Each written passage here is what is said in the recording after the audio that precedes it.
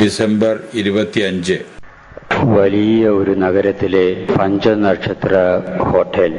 സാമാന്യം പ്രൗഢമായി വസ്ത്രധാരണം ചെയ്തിട്ടുള്ള 30-35 വയസ്സ് തോന്നിക്കുന്ന 2 സ്ത്രീകൾ ആ ഹോട്ടലിലേക്ക് കടന്നു വരുന്നു.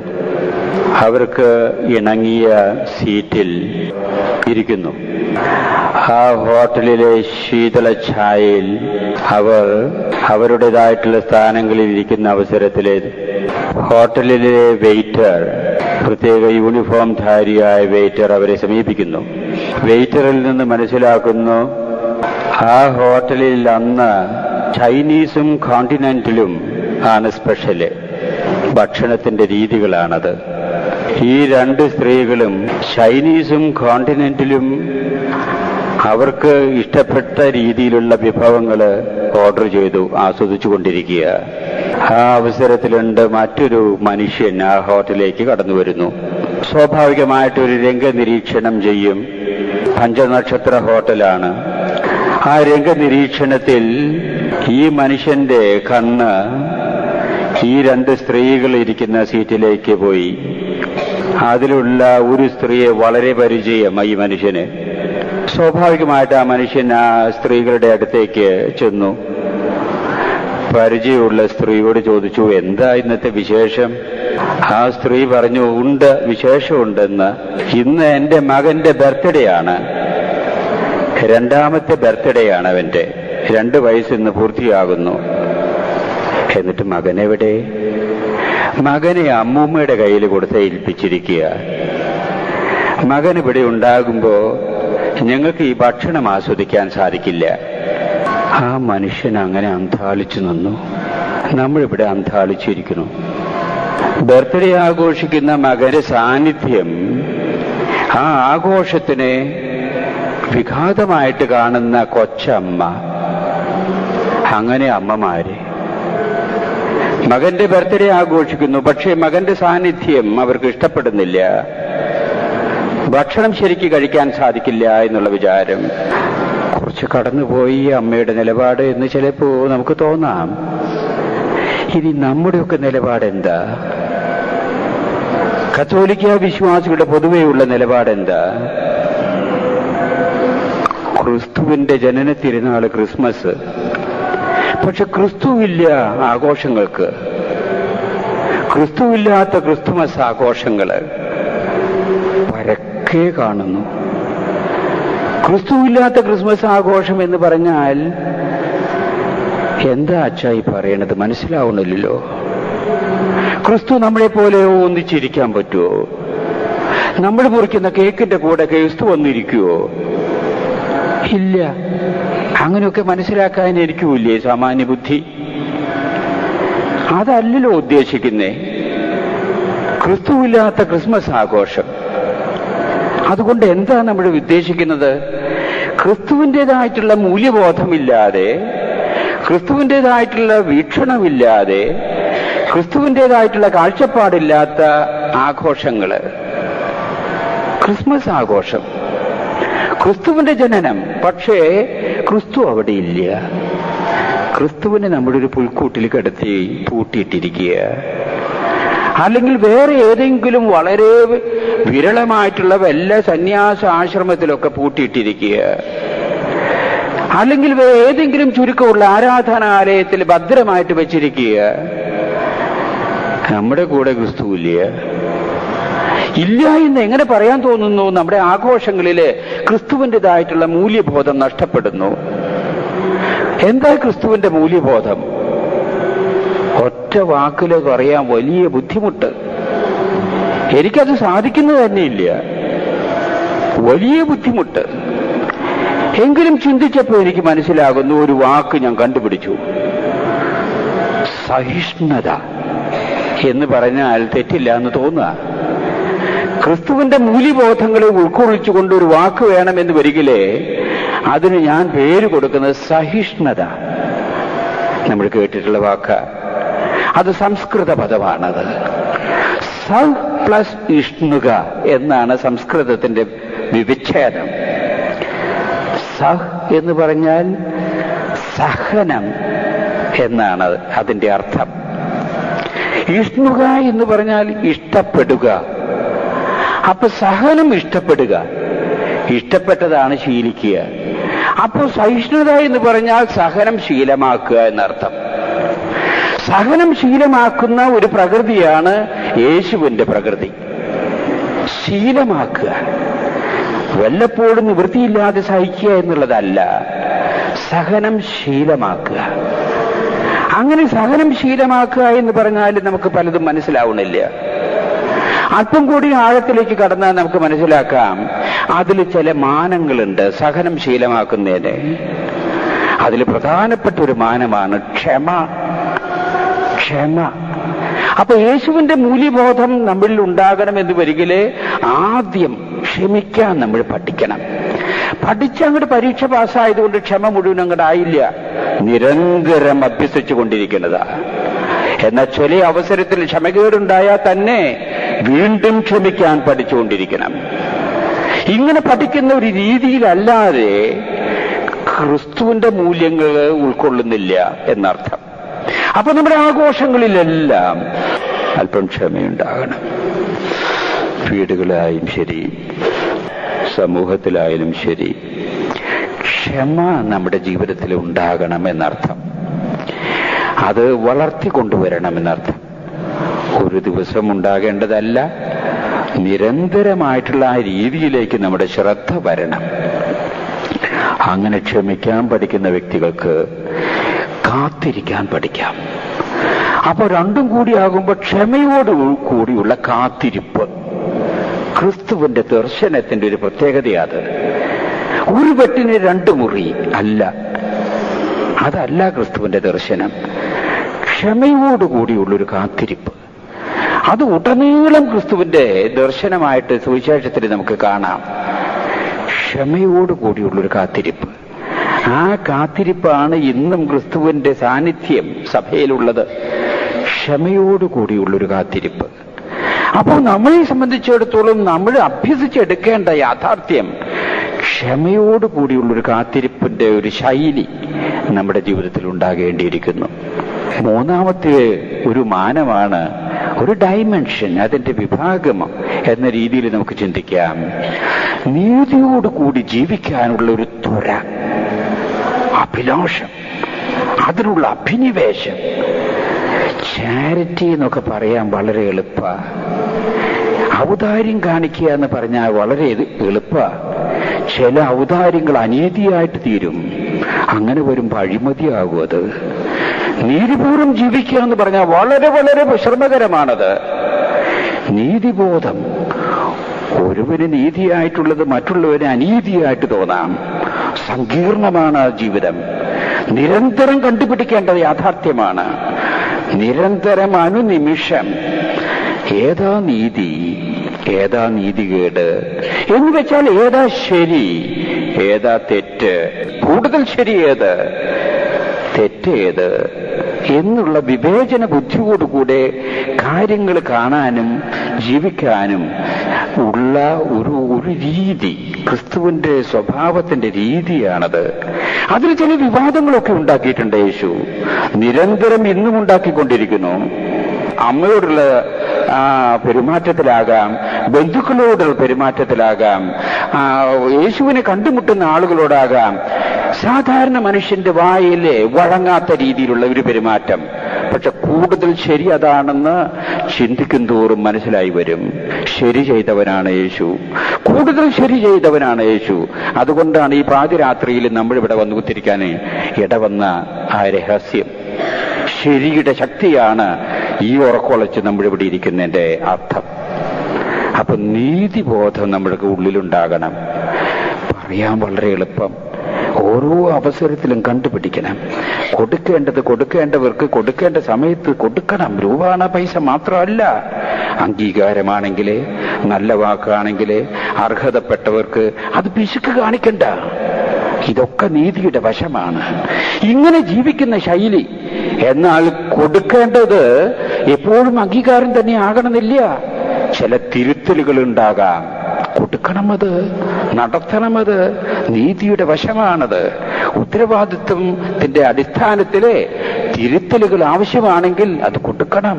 നീതിയുടെ വശമാണത്. അതാണ് ഞാൻ നീതി സങ്കീർണമാണെന്ന് പറഞ്ഞത്. അതാണ് മൂന്നാമത്തെ ഒരു ഡയമെൻഷൻ യേശുവിൽ കാണുന്നത്. നാലാമത്തെ ഈ സഹിഷ്ണുതയുടെ മാനമായിട്ട് എനിക്ക് തോന്നുന്നു, യഥാർത്ഥത്തിലെ സഹനത്തെ സാധനയാക്കി മാറ്റുന്ന ഒരു ചിന്താരീതി. സാധന എന്ന് പറഞ്ഞാൽ ജീവിതത്തിന്റെ ലക്ഷ്യം, അതിന്റെ പൂർണ്ണതയിലേക്ക് എത്തിക്കുന്ന ഒരു രീതിക്കാണ് സാധന എന്ന് പറയുക. അപ്പോ പാട്ട് അത് അഭ്യസിച്ച് അതിന്റെ പൂർണ്ണതയിലേക്ക് എത്താൻ സാധന ചെയ്യുക എന്നൊക്കെ പറയും. അത് പാട്ട് തന്നെയല്ല, അത് ഏത് കലാരൂപങ്ങളായാലും ശരി, അതിന്റെ പൂർണ്ണതയിലേക്ക് എത്തിക്കാൻ വേണ്ടിയിട്ടുള്ള അതിന്റെ റിഹേഴ്സലിന് ഉള്ള പേരാണ് സാധന. അപ്പോ സഹനത്തെ സാധനയായിട്ട് മാറ്റുക, ജീവിതത്തെ അതിന്റെ പൂർണ്ണതയിലേക്ക് എത്തിക്കുന്നതിനുള്ള ഏറ്റവും അടുത്ത മാർഗമായിട്ട്, ഏറ്റവും ഉദാത്തമായിട്ട് മാർഗമായിട്ട് യേശു സഹനത്തെ കാണുന്നു. അപ്പൊ നമ്മെ സംബന്ധിച്ചോ ക്രിസ്ത്യാനികളെ സംബന്ധിച്ചോ സഹനത്തെ എങ്ങനെ കാണണം? നമ്മളും ജീവിതത്തിലെ നമുക്ക് അനുഭവപ്പെടുന്ന സഹനത്തെ തള്ളിപ്പറയരുതെന്നർത്ഥം. തള്ളിപ്പറയരുത്. സഹനത്തെ അന്വേഷിച്ച് ദൂരം യാത്ര ചെയ്യണ്ട. അത്രയേറെ പുണ്യം ഉണ്ടായില്ലെങ്കിൽ തന്നെ ലഭിക്കുന്ന സഹനത്തെ തള്ളിപ്പറയരുത്. തള്ളിപ്പറഞ്ഞിട്ട് ഒരാൾക്ക് ക്രിസ്ത്യാനിയാകാൻ സാധിക്കുമെന്ന് വിചാരിക്കണ്ട. ക്രിസ്തുവിന്റെ അനുയായിയാകാൻ സാധ്യമല്ല. ഇവിടെ ഒരു പ്രശ്നം സാധാരണ കത്തോലിക്കർക്കുണ്ടാകുന്നു. ഇതാണ്, ഒരു മനുഷ്യൻ യഥാർത്ഥത്തിൽ സഹിക്കുന്നു, അവനെ സംബന്ധിച്ച് യഥാർത്ഥത്തിൽ സഹിക്കുന്നു. രോഗം കൊണ്ടാകാം, അല്ലെങ്കിൽ ഏതെങ്കിലും ആപത്ത് കൊണ്ടാകാം. രോഗമാണ് പ്രധാനപ്പെട്ട ഇവിടെ തെറ്റിദ്ധാരണ ഉണ്ടാക്കുക. അങ്ങനെ രോഗമാണെന്ന് ആ മനുഷ്യൻ മനസ്സിലാക്കി. സാധാരണ രീതിയിലെ വിദഗ്ധരും അത് പറഞ്ഞു. ആ രോഗത്തെ സംബന്ധിച്ച് നമ്മൾ മറ്റൊരാളോട് പറയണു, അത് യഥാർത്ഥത്തിൽ ഒരു കത്തോലിക്കൻ അല്ലെങ്കിൽ ഒരു കത്തോലിക്ക യുവതിയോ യുവാവോ അല്ലെങ്കിൽ സിസ്റ്ററോ അച്ഛനോ ആരെങ്കിലും ആകട്ടെ നമ്മൾ പങ്കുവെക്കുന്നു. ഉടനെ തന്നെ ആ സിസ്റ്ററോ അച്ഛനോ കത്തോലിക്കനോ കത്തോലിക്ക യുവാവോ യുവതിയോ അൽമേനിയോ ആരോ പറയുന്ന ഉത്തരം, അതൊന്നും നിങ്ങൾക്കുണ്ടാവില്ല, അതൊന്നും അച്ഛനുണ്ടാവില്ല. ക്രിസ്തീയമല്ലാതെ ഇങ്ങനെ പറഞ്ഞു ഒരു പുരോഹിതന്മാരിൽ ശ്രേഷ്ഠൻ, ആദ്യത്തെ മാർപ്പാപ്പ അങ്ങനെ പറഞ്ഞു കർത്താവ് ഈശോ മിശിഹായോട്.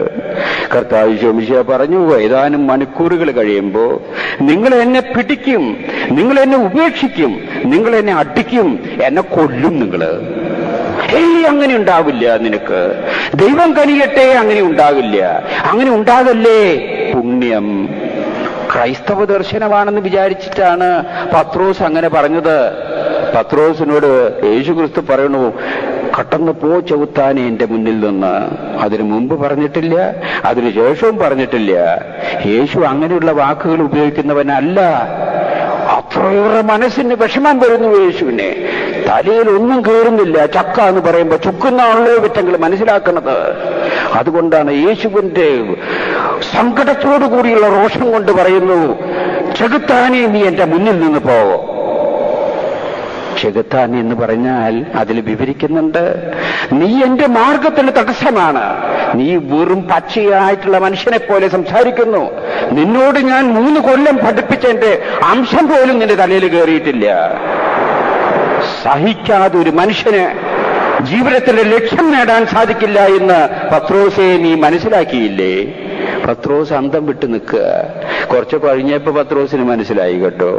അതുകൊണ്ടല്ലേ കഴുത്ത് വെട്ടാൻ വന്ന അവസരത്തില് കഴുത്തില് വെട്ടണ്ട, നിങ്ങള് തൂക്കിക്കൊന്നോ. എന്റെ ഗുരുവിനെ തല മോളിക്കായിട്ടാ തൂക്കിക്കൊന്നേ, അതുകൊണ്ട് എന്നെ തല കീഴായിട്ട് തൂക്കിക്കൊല്ലേ. അത്രയ്ക്ക് പോലും ഞാൻ യോഗ്യനല്ല. പത്രോസിനെ തല കീഴായിട്ടാ കുരിശിൽ തറച്ചു കൊന്നേ. അതിന്റെ കുരിശ് ഇപ്പോഴും റോമിലെ അതിന്റെ വറ്റിക്കാൻ്റെ തൊട്ട് സ്ഥലത്ത് പത്രോസിനെ തല കീഴായിട്ട് കുരിശിൽ തറച്ച ആ സ്ഥലം ഇന്ന് പരീക്ഷിക്കപ്പെട്ടു പോരുന്നു. ഒരു പള്ളിയും പണിതിട്ടുണ്ട്. അതിന്റെ ഉള്ളിലെ ഒരു അൾത്താരയുണ്ട്. ആ അൾത്താരയുടെ കുരിശ് തല കീഴായിട്ട് എപ്പോഴും നിൽക്കണേ. കണ്ടു ദൃക്സാക്ഷിയപ്പ പറയണേ, തല കീഴായിട്ടാ നിൽക്കണേ. പത്രോസിന് മനസ്സിലായി. കുറെ കഴിഞ്ഞപ്പോഴാ മനസ്സിലായി. പക്ഷെ പത്രോസ് അന്ന് മനസ്സിലാക്കിയത് ഏറ്റവും വലിയ പുണ്യ പറഞ്ഞേന്നാ, ഇത് നിനക്ക് സംഭവിക്കാതിരിക്കട്ടെ സ്നേഹം. പക്ഷേ യേശു പറയുന്നു, അത് സ്നേഹമല്ല പത്രോസേ. സ്നേഹമായിരുന്നു എന്ന് വരികില്ലേ? യഥാർത്ഥത്തിൽ ഞാൻ പറഞ്ഞത്, യേശു പറയുകയാണ്, ഞാൻ പറഞ്ഞതിന്റെ പൊരുൾ നീ ഗ്രഹിച്ച് ആ പൊരുളിനനുസരിച്ച് ജീവിക്കാൻ എന്റെ കൂടെ നീ തയ്യാറായിട്ട് എന്നെ സഹായിക്കേണ്ടതാ നീ. അതിനു പകരം തള്ളിപ്പറയാ സഹനത്തെ. ഇങ്ങനൊരു ഗതികേട് കത്തോലിക്കരുടെ ഇടയിൽ മുളർച്ചു വരുന്നുണ്ട്, വളരെ ശക്തിയായിട്ട് വരുന്നു. നമ്മുടെ ചിന്ത ഇതാണ് പുണ്യെന്ന, ഇതാണ് ആ വ്യക്തിയോടുള്ള സ്നേഹം കാണിക്കുന്നതെന്നാണ് നമ്മൾ വിചാരിക്കണേ. അല്ല മക്കളെ, അങ്ങനെയല്ല. ഏതെങ്കിലും ഒരു ആസ്പത്രിയിൽ പോകട്ടെ, അല്ലെങ്കിൽ തന്നെ നമ്മുടെ വീട്ടിൽ ഒരു ആള് രോഗിയായിട്ട് കിടക്കട്ടെ, നമ്മൾ കാണുന്ന ആളുകൾക്ക് രോഗം ഉണ്ടാകട്ടെ, വിഷമിക്കുന്ന രോഗികളെ കണ്ട് നമ്മുടെ ഉടനെ തന്നെ വളരെ ക്വിക്ക് ഈസി ഡയഗ്നോസിസ്, ഒന്നുമില്ല ചേട്ടനെ, ഒന്നുമില്ല എന്നേ, ഇത് പെട്ടെന്ന് മാറും. നമ്മൾ വിചാരിക്കുന്ന ആളെ ആശ്വസിപ്പിക്കുന്നതാ മണ്ടത്തരം. സുബോധമുള്ള ആൾക്കൊക്കെ വേറെ ഒന്നുമില്ല. ഞാൻ ഈയിടയ്ക്ക് ലേക്ക് ഷോർ ആസ്പത്രിയിൽ ഒന്നും കൂടി പോയില്ലോ. അപ്പൊ എന്നെ ആശ്വസിപ്പിക്കാൻ വേണ്ടിയിട്ടാണ്, ആയിരിക്കും സ്നേഹം കൊണ്ട്. അവിടുത്തെ ഹെഡ് നേഴ്സ് പറയാ, അച്ഛന് ഒരു വസ്തുവില്ല, അച്ഛൻ പറഞ്ഞുകൊണ്ട് വേദനയുണ്ടെന്ന് പറഞ്ഞുകൊണ്ട് ഒരു സ്കാനിങ് നടത്തണു. ആ സ്കാനിങ് റിപ്പോർട്ട് വന്നു. അത് കഴിഞ്ഞപ്പോ നേഴ്സിനോട് പറഞ്ഞു, വിശേഷമുണ്ട്. എന്നെ ആശ്വാസം.